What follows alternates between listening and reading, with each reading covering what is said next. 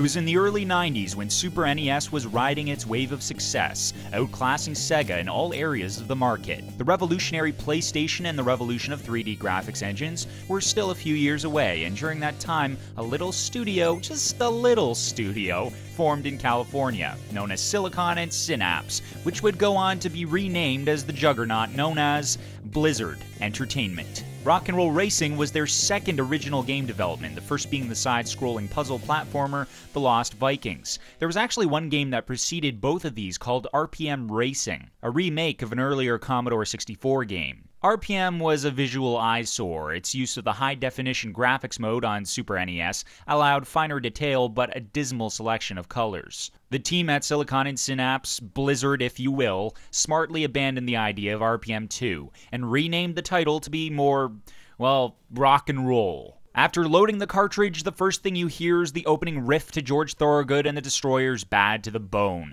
This iconic twang of classic rock was something we would hear our fathers play on their old vinyl records. Superhero-type figures were nowhere to be seen. In their place were a ragtag bunch of human and humanoid derelicts sporting mohawks, headbands, and all manner of punk rock accessories. The vehicle dealer was a bow-tie-donning canine creature with rabid eyes and a sickly grin. The screen darkened as the racetrack loaded, and we heard another classic riff. This time it's Paranoid by Black Sabbath. Yes! Loudmouth Larry, the official race announcer, gives the signal for the flag to drop, and it's on.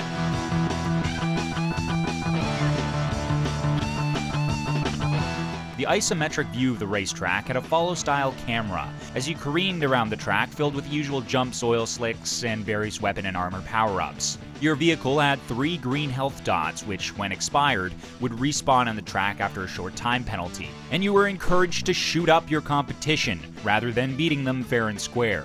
The Blizzard style was evident even back in 1993. Not content to rehash just another driving game, vehicles in rock and roll racing were equipped with rocket propulsion and an arsenal of machine guns and lasers. The environments were polished and attractive, the latter worlds in the game featuring tracks with slippery blue ice surfaces with snowflakes falling in the foreground.